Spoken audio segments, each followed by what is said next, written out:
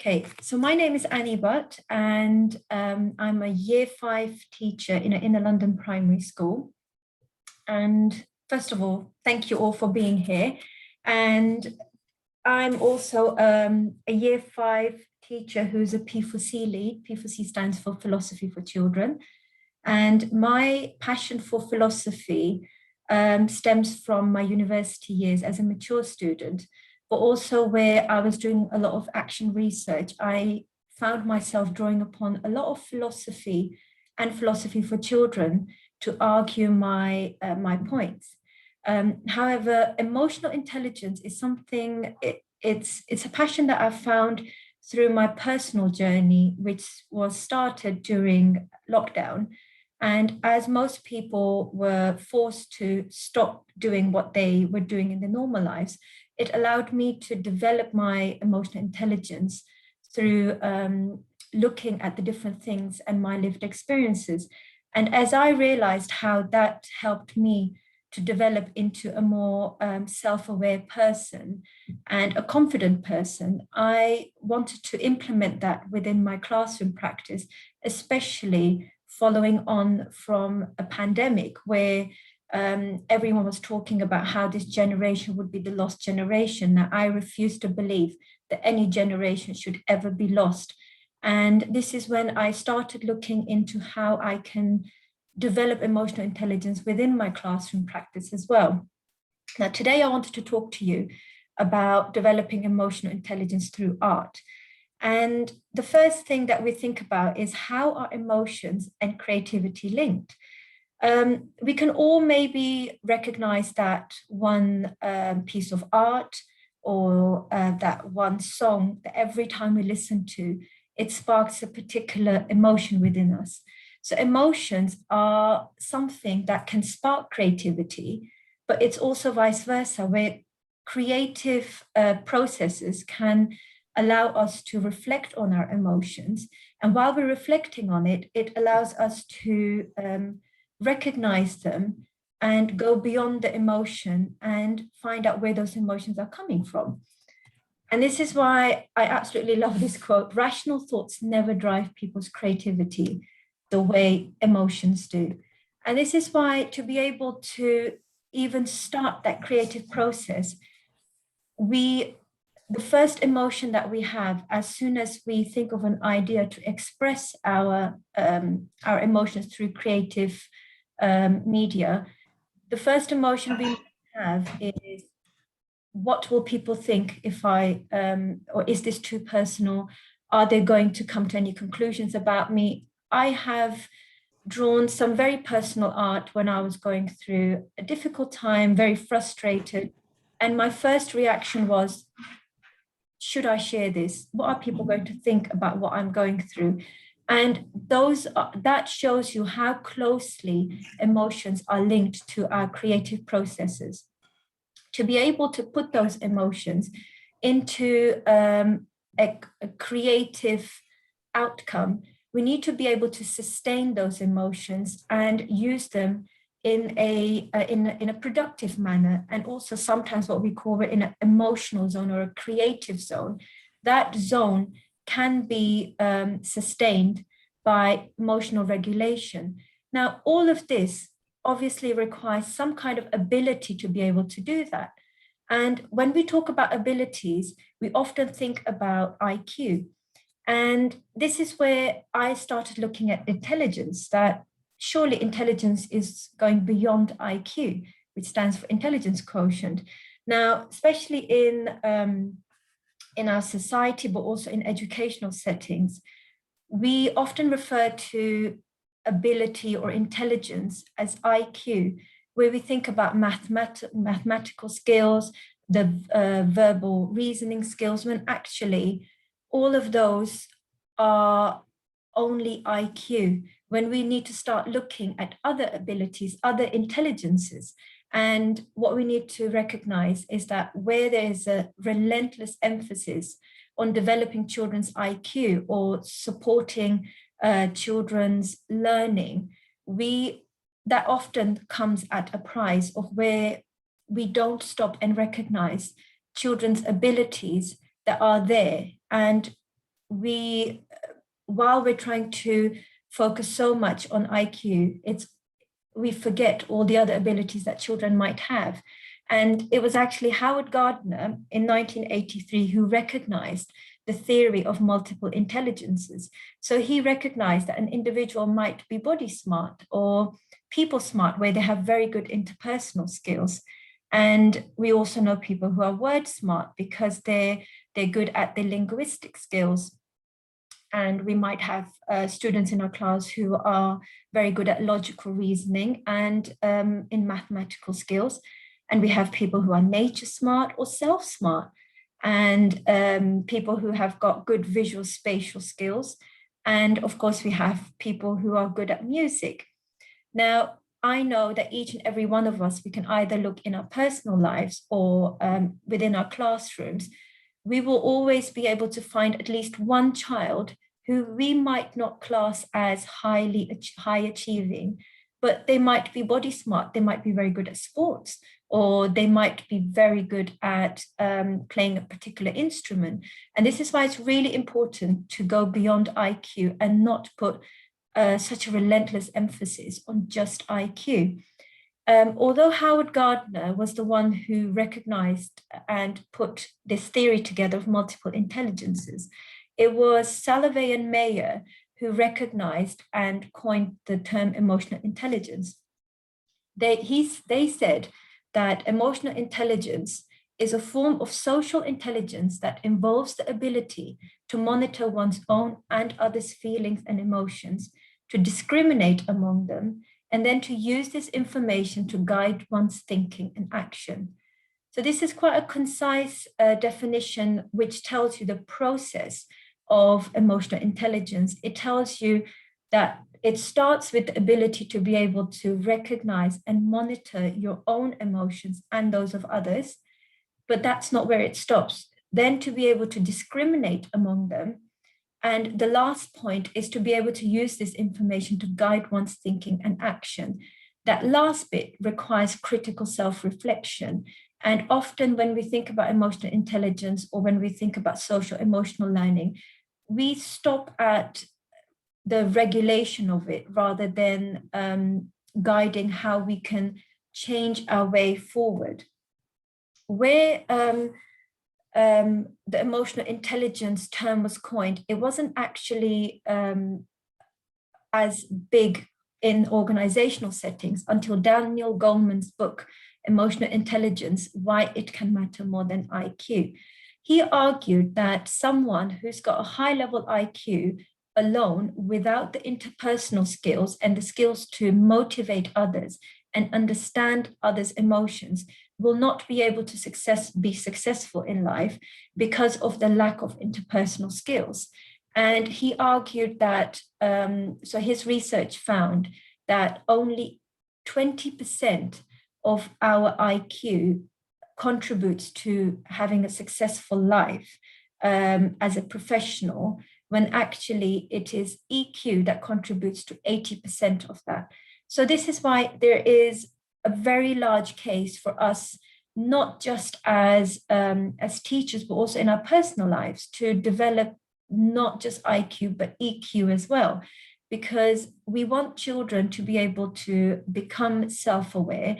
And if our educational settings is all based on making sure that we have individuals who are highly achieving, which can be debatable, it is really important that we recognize that having a high level IQ alone will not contribute to that. So what Daniel Goleman did is that he recognized the 5 components of EQ.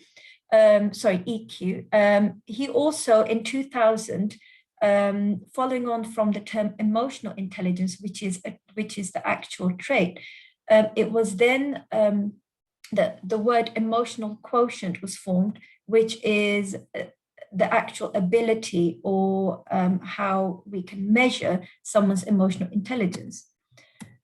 So the first part of emotional intelligence is being able to, is self-awareness, which is the capacity to recognize and monitor our own emotion and knowing what our strengths are and the areas that we need to develop within ourselves.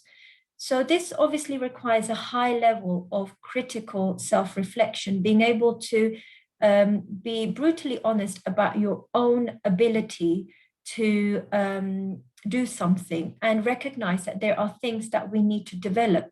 And within my classroom, I never use the word weakness, because I find that the term weakness suggests that there's a weakness there that cannot be developed. So I prefer to use the word areas to develop.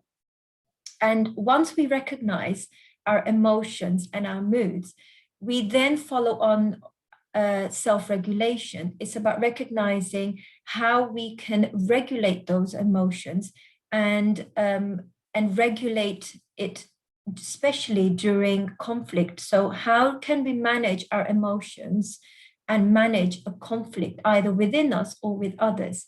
And when we talk about managing conflict with others, we need those social skills. And the social skills will require empathy. Now, Daniel Goleman broke down the term empathy, or the concept of empathy, in 3 levels. The first level is cognitive empathy. So cognitive empathy is all about understanding what the other person is feeling. So if someone is telling us about something they've gone through, we might say, I understand what you're going through, or I can imagine what you're going through. However, the next level up is key, where we have emotional empathy. And emotional empathy is all about sharing the same emotion. So we might have maybe gone through similar life experiences, where we can empathize with the individual who's going through a particular emotion. And being able to empathize allows us to draw upon those social skills and maybe motivate the person more effectively. The highest level of empathy is where we can. So sorry. Sorry, Barbara, would you be able to yourself?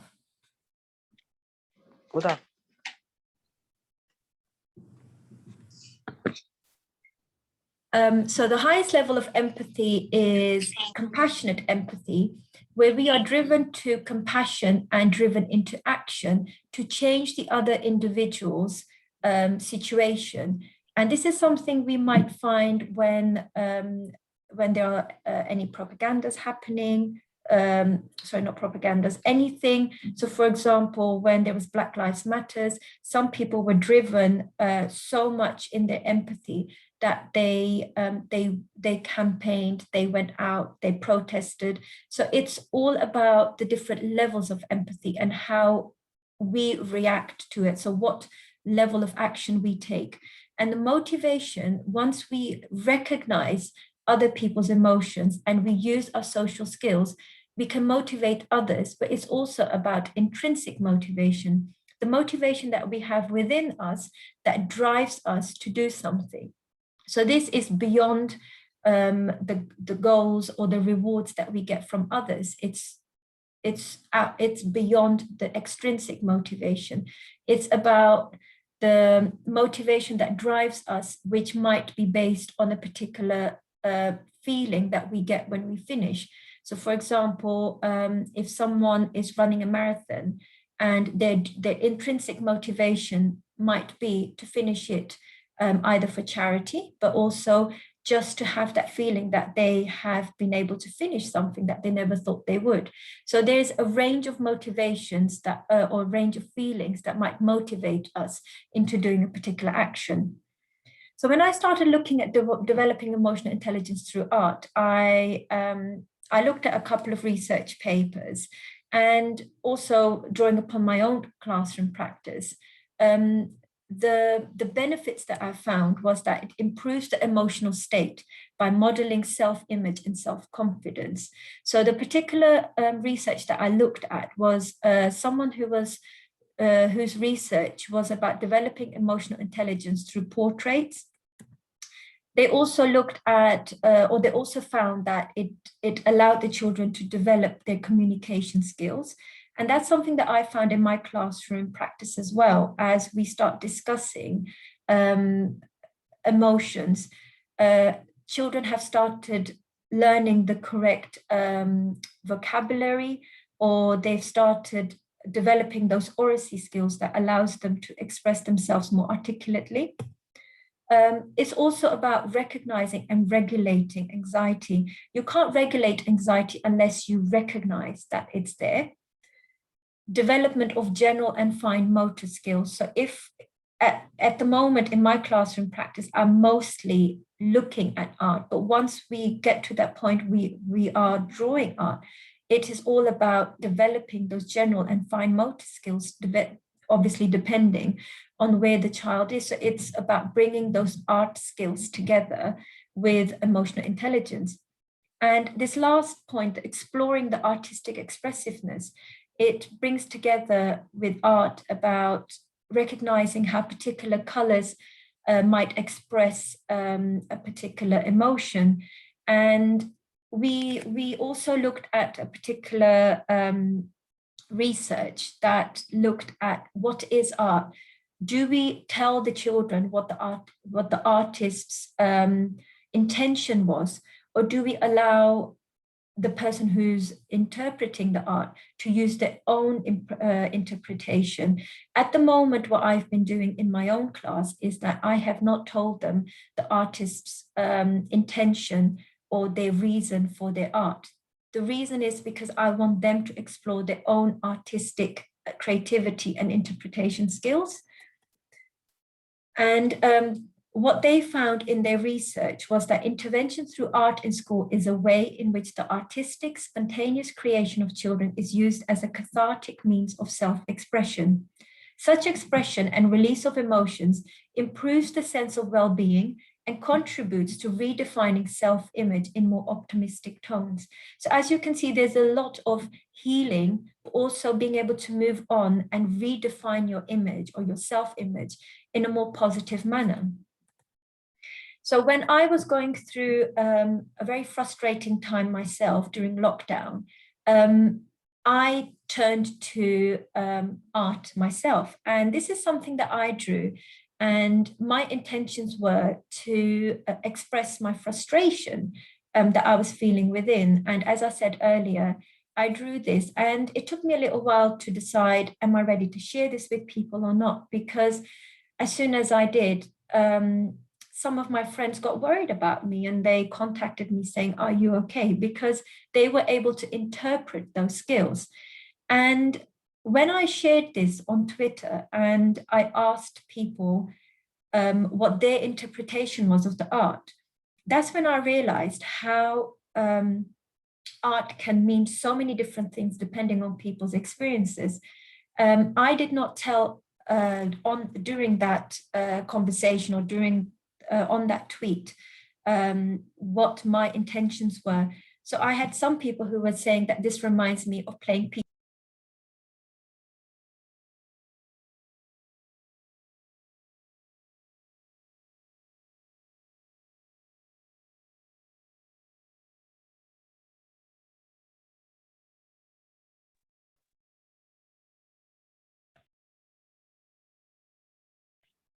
You're muted now. We can't hear you at all. Sorry, there I am. I'm so sorry. Thank you for letting me know. Okay, there I am again. I'm so sorry about that. So the first thing that I wanted to do is not, when I used this in my own classroom, I did not want to tell the children what my intentions were of drawing this. So the first question I put to the children was, how is this person feeling? And how do you know? Why do you think they feel this way? And what advice would you give them? The reason I asked them what advice would you give them is because I've recognized that even as adults, we find it a lot easier to give advice to others than follow our own advice. And I know the majority of us are guilty of that, that we are very good at telling people to look after themselves, give yourself a break, when actually we are a lot harder on ourselves. And the last question, which you could see as a bit of an extension to bringing it back to themselves, was, have you ever felt this way? And what did you do during or after this feeling? And this was the very first time that I did this with the children in my class. And this is just one example where a child wrote, this picture is what I want to do. I want to scream in a pillow and I want to punch it. I just want to scream and cry because I've had a really bad week. This person is frustrated because she probably had a bad week or day. If this was my friend, I would tell her, it's okay, you don't have to worry because this happens to everyone. Now, when I saw this, it was the first thing that I recognized is that as an educator, as someone whose responsibility it is to keep children safe, I had the conversation with the child, but we also have to be very careful that sometimes children are just very good at recognizing others' emotions or expressing themselves. So I did have a conversation with this child, and she's just she's just a child who's very good at recognizing her own emotions and knowing how to regulate them. And we had that discussion. So sometimes these kind of lessons are a good stimulus to start that conversation about why someone's having a difficult week and what they could do to make this better. I'm so sorry. I'm just looking at some questions. Are you happy for me to address the questions at the end?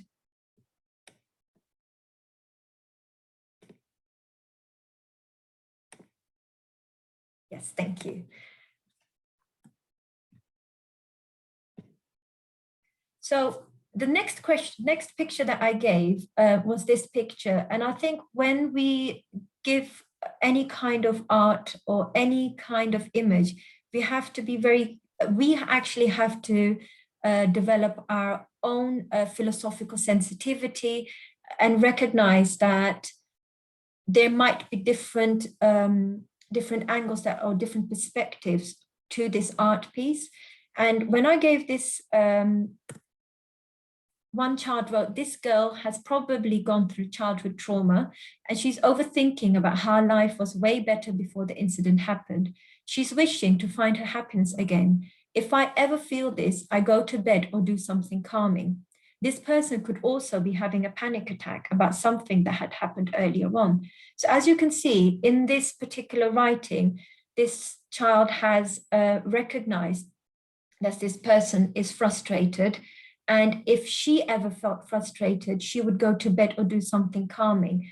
The one thing that I'm very wary of is that the one thing I try to be very wary of is that not to tell the children to expand too much, because then the emotion might get very forced. This child wrote, this person is very depressed and anxious. She feels this way because she's probably been hurt. I felt this way before and I was really anxious and scared. I would advise her to not think about these things and to live her life how she wants. What I did in this situation, just let everything out by crying. And next time, I'm sorry, I'm just wary of the time as well. I wanted to give a more famous image, so I gave The Weeping Woman by Picasso. And children, the reason I gave this picture is because it wasn't maybe as easy to understand, but I was really impressed with how the children recognized the different shades or the different colors in the image. And they wrote, she's feeling very sad and hurt. And I know that because on the outside, she's very colorful and in the inside, very dark and hurt. When I felt like that, I told my mum and I went to sleep. By telling my mum and sleeping, it helped me because I got all of my negative emotion out by telling, and by sleeping, I felt a lot calmer. So she's really talking not just about recognizing the emotions, but also about how to regulate it, not just in the past, but also in the future. This woman is having a panic attack and she's crying or she's hiding her feelings. And she's pretending to be happy on the outside when she's actually not okay on the inside. If I ever feel this way, I light some candles to calm myself down and draw and play games to put my mind off things. So this really tells you how this child knows what she needs to do when she's feeling upset or frustrated and she wants to calm down. And all of this shows the self-awareness and the self-regulation skills. The other thing that I found was, this is fairly new, and if any of you have used it, please feel free to get back to me on Twitter. It's a new app developed by Michael Dukes. It's an app called It's Okay to Develop Emotional Intelligence within Schools. It's a free app on iPad, and I was hoping to find some research on it. I haven't found it, but if any of you have used it, please do let me know. So the other evidence-based approaches that I looked at was Yale Center for. So the other one that I looked at, let me just share. I am so sorry today. And the other one that I looked at was P4C and how that can develop emotional intelligence, because P4C aims to help children become more thoughtful, reflective, considerate, and reasonable individuals. Now, the link between philosophy and emotional intelligence is because P4C allows to develop empathy, which is one of the components of emotional intelligence, and it facilitates that dialogical inquiry. The one thing that we want to make sure that we don't do is develop children's passive empathy, where children are empathizing but not understanding where other people's emotions are coming from. And we can do that by introducing an inquiry-based pedagogy where children are engaging in other children's experiences of feelings and emotions and in their own experience, but also exploring the origin of these feelings and their evolving nature.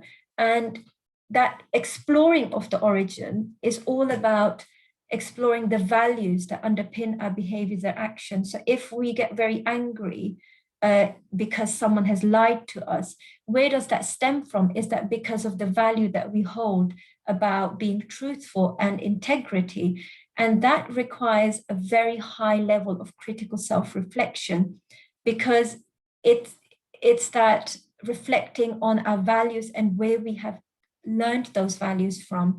And once we allow children to develop those skills, and the skills of actually discussing it, we can then maybe recognize, or the children might recognize, that my value might not always be the one that I need to draw upon when I'm outside of my house, or when I'm in social, or when I'm a different social setting. So it's all about children reevaluating through critical self-reflection.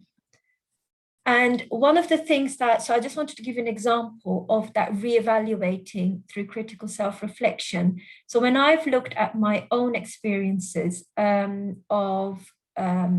we find that we hear that time heals. And when I was going through my own healing journey, I used to hear that a lot. And as I started looking at the value of healing and value of time, where does that come from? Because it's a social construct. I articulated that into a poem that I wanted to share with you. The reason is because I think in that poem, I've really tried to explore the whole concept and how I've been able to reevaluate that concept and maybe redefine it for myself. Time heals. Time heals, we have been told, taking us in its motherly fold. At first, a warm embrace, slowly losing its comforting grace.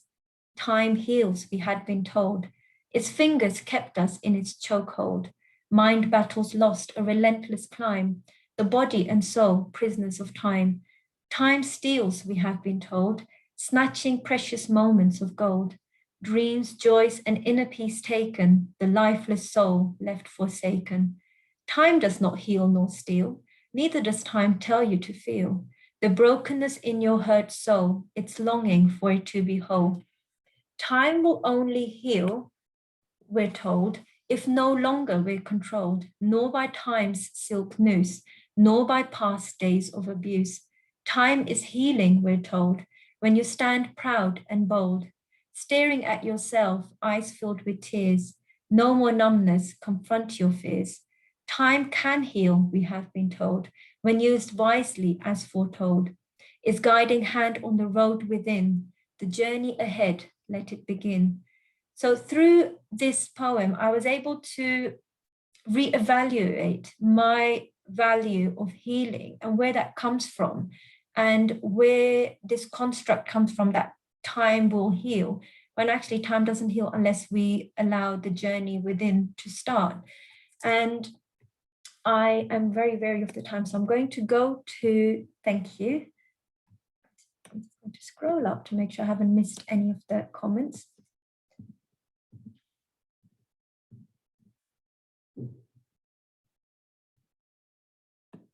Brilliant book. Yes, it's a brilliant book. It's very interesting how everything is broken down, and it's so Julie has just made the comment that brilliant book. So I think she's talking about Daniel Goleman's book. So please do read, because it's relevant today as it was in 1995 and 1996. I often feel this is the position we need to rethink school readiness from. Multiple literacies, definitely. We need rounded individuals for the world to work, definitely. And this is why it's important to recognize those multiple intelligences rather than that relentless push for developing IQ without recognizing all the other abilities that children might have. School readiness seems to focus only on children's physical milestones and capabilities. Yes, that's Safina. Absolutely, Safina. We need to flip the narratives within classrooms. And so many of our speakers do just that. We need more people like these. We need more events like this that champion their work. There's more than one way to teach a child. Definitely, there are. And I think what's also, Julie, you're right, there's more than one way to teach a child. But even that one child might need different approaches depending on their emotional state. And this is why it's important that we cannot develop someone else's emotional intelligence unless we are critically reflecting on our own emotional intelligence, because we need to be able to recognize a child's emotion as well.